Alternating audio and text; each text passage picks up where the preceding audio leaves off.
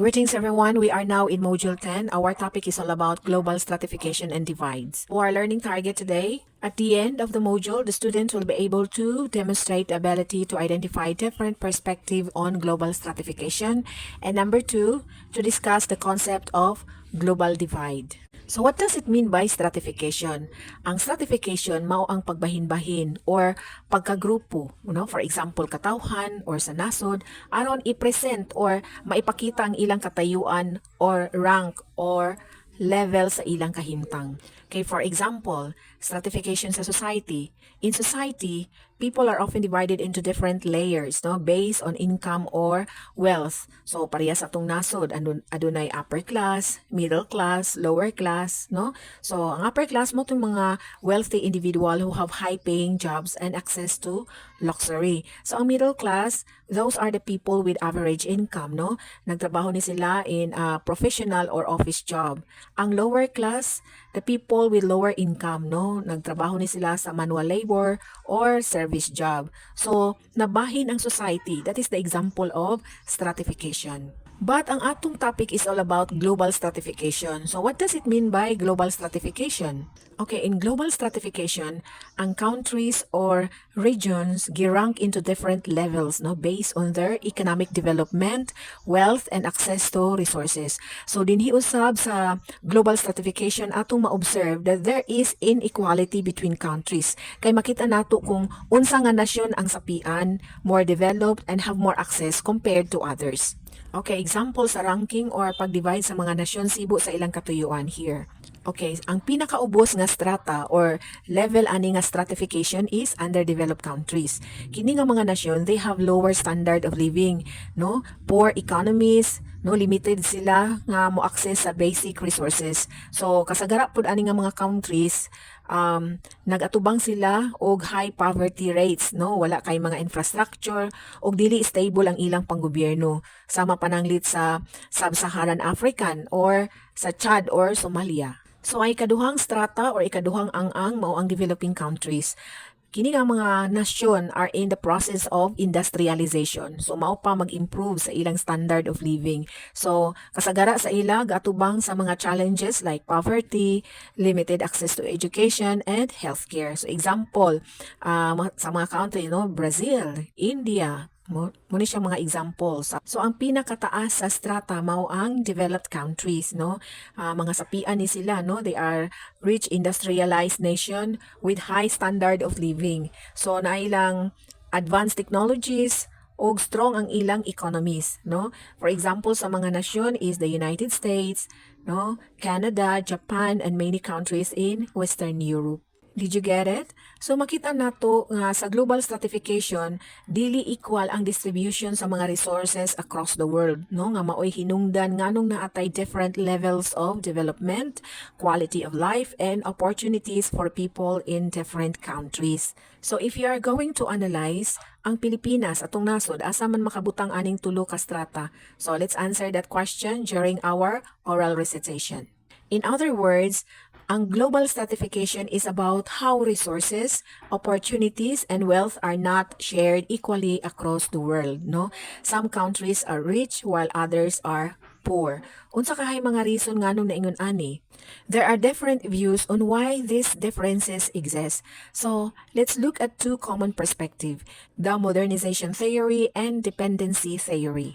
Modernization theory says that countries grow and develop in step-by-step over time. Rich countries are considered more advanced because they have good education, technology, and strong infrastructure, na sila'y patsada or ligon kaayo nga kadalanan, buildings, o power supply. O kung giunsa sa pagpadagan ang nasod, ang mga decision-making choices sa mga leaders in that country, when it comes to money, resources, and trade, mausab na ang hinungdan nganong naay growth sa ilang pang-ekonomiya. For example, kung ang isa ka nasod magahin og budget for school or education, ideas, and better infrastructure, kani nga nasod usually na siya'y maayo or better economy, no?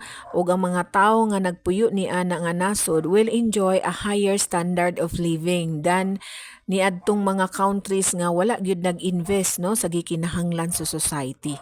While some countries are poor because they have not developed as much yet, ang mga sapian sad nga mga countries like the United States or Germany became wealthy by going through certain stages of development.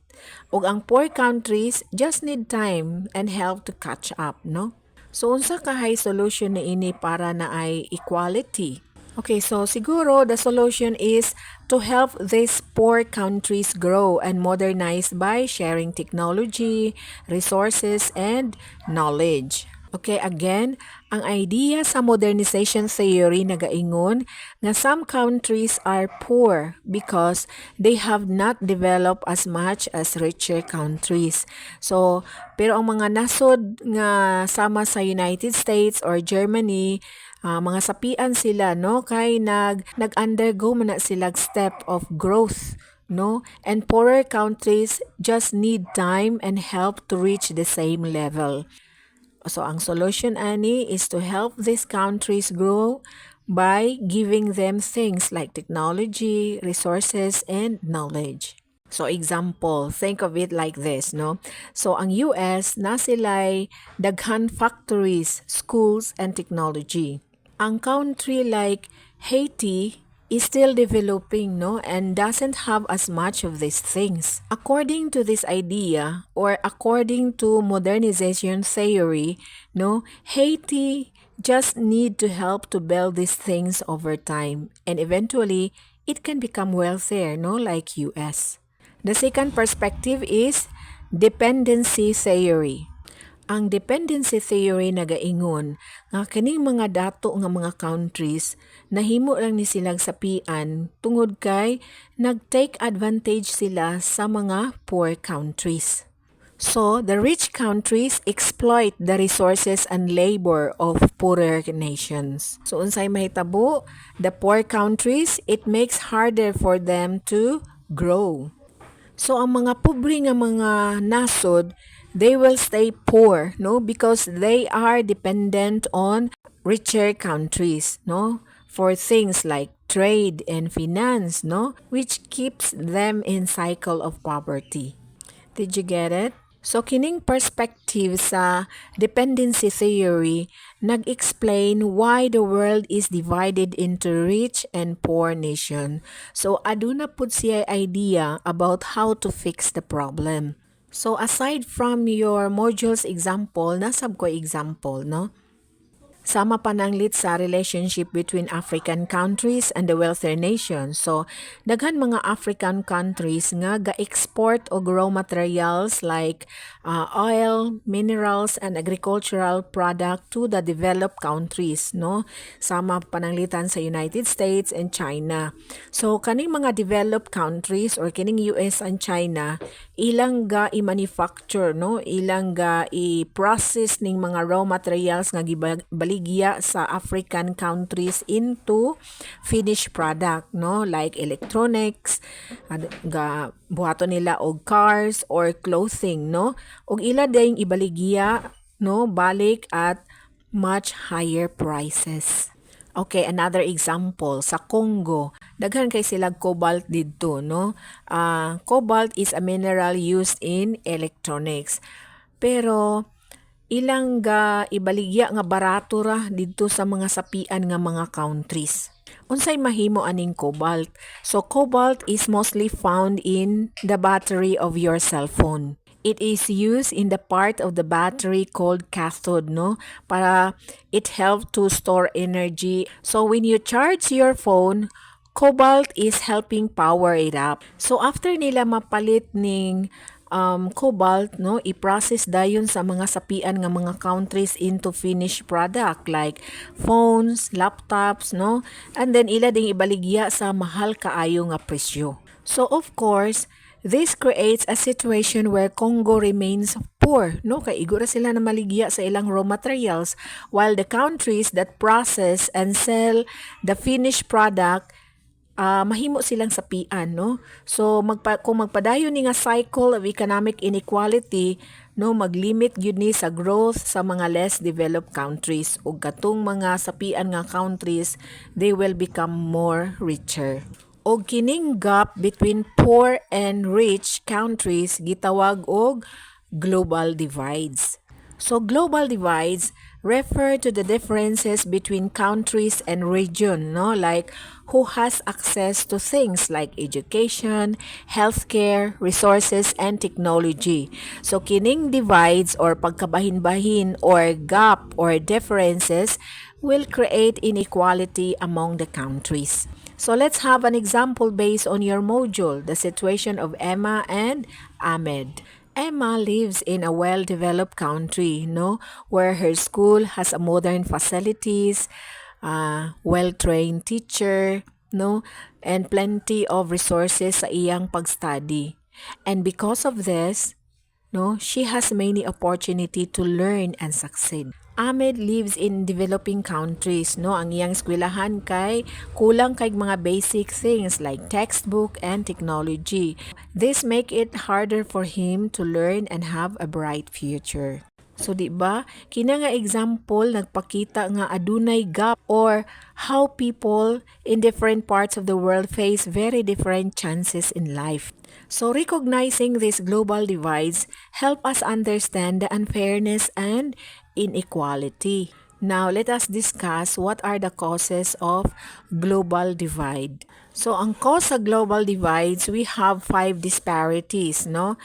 Economic, technological, health, educational, and environmental disparities, economic disparities. Dako kayo nga kalainan sa wealth and income between rich or developed country dito sa poor or developing countries. Rich countries, sila'y access to better job, more resources, and higher income. Meanwhile, in poorer countries, many people struggle to find good job, no, and make a decent living. So kining duha ka diferensya are caused by unequal distribution of money, resources, and opportunity, no, which keep the rich country getting richer and poor countries staying behind. So this is one of the main reason why there is such a large gap between different parts of the world. Technological disparities refer to the differences in access to technology between countries. Some countries have easy access to the internet, computers, and smartphones, while others do not. Okay, this create a digital divide where people in wealthier countries can easily use technology for learning, no, for work and for communication, while people in poorer countries might not have the same opportunities. Number 3 causes of global divide is health disparities. Health disparities refer to the differences in access to healthcare, no? The quality of healthcare and health outcomes between rich and poor countries or population. Ang mga tao dito sa sapian nga countries, they generally have better access to doctors, hospitals, and medicine, no? Leading them to better health ug taas ang ilang life expectancy. On the other hand, in poorer countries, people may not have access in basic healthcare services. So taas ang ilang rate of illness ug mubura ang ilang life expectancy. For example, sa United States, no, people have access to advanced healthcare facilities, no, like vaccine, mga treatments, no, which help them live longer and healthier lives. However, in countries like Sierra Leone, no, ang healthcare system dito kay limited, no, and many people do not have access to proper medical care, no, leading to higher rates of disease like malaria or maternal death. Okay, number 4, educational disparities. Okay, educational disparities refer to the differences in access in quality education and the resources needed for learning between rich and poor countries. Sa mga sapian nga mga countries, ang mga eskwelahan nila are typically have a good teacher, no? Na sila'y modern facilities and plenty of learning materials like books and technology. So kini makahatag sa ilang mga estudyante og better chances to learn and build the skill for better job in the future. Samantalang sa poor countries, no, often have lower literacy rates, no, kanang gamay ra kay sa ila ang na-skill, no, which make it harder for them to find good job and improve their lives.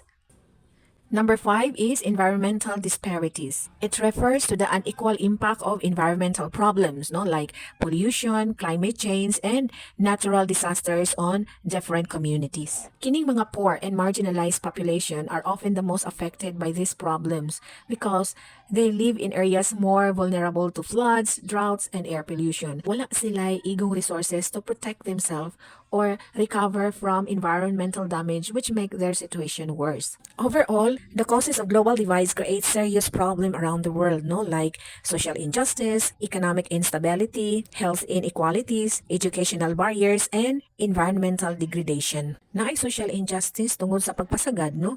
Pasagdan na lang ning mga grupo sa katawhan, no, nga dili maka-access sa basic rights or opportunities. Ma-discriminate ni sila, no, kay they will be denied to access to education, healthcare, or fair treatment, no, making it harder for them to succeed. Next is adunay economic instability. So kung ang wealth is concentrated sa pipila lang ka mga countries, no, it makes the global economy more unpredictable. So this also make it harder for countries to develop and create long-lasting economic growth. Number 3, there is health inequities because some people have better access to healthcare and sanitation than others. So kining mga pobre nga mga countries, they often struggle with diseases, no, and poor health outcomes because they don't have enough medical resources or clean water. This will lead to worsening global health problems. Number 4, there is educational barriers, no? So walay quality education sa mga poor countries, no? Dili sila makagain og skills they need to improve their lives. No, this keep them trapped in poverty because they cannot access better job or opportunities. Okay, remember, education is a key to breaking the cycle of poverty. And lastly, environmental degradation because they don't have the resources to protect themselves, no, making them suffer even more from the effect of environmental damage. So kining mga consequences tanan, no, it highlights, no, nagpakita how the global divides creates major challenges that affect people's lives in many ways, no, from health to education and from wealth to the environment. So unsaon man nato pag-address ang global divide? To address the global divide and reduce inequality, we need to take action in several important areas. Like for example, number 1, promoting economic development. So pinaagi sa pag-invest sa infrastructure, education, and healthcare, matabangan ang usa ka nasod nga mo-grow siya sa iyang pang-ekonomiya o ma-reduce ang kapobrehon. So dapat i-expand ang access to technology o mag-offer og digital literacy program that can help people in poorer areas. Number 3, improving healthcare access. The healthcare system should be strengthened. Kinahanglan i-ensure that people have access to basic health services, no, like vaccine, medicines, and hospitals that can help prevent disease, no. Number 5, ensuring education for all. So dapat mag-provide og quality education and vocational training to everyone. Education open doors to better job and opportunities. Number 6, sustainable environmental practice. So dapat mag-create og mga policies, no, rules and regulation para maproteksyonan ang atong environment o ma-promote ang sustainable development. We can use our resources wisely, reducing pollution, and finding ways, no, to address climate change while ensuring the needs of future generation are met. So the lesson on global stratification and divide, nagtudlo ka nato nga ang kalibutan is not equal, no? People in different countries have very different access to resources like education, healthcare, and technology.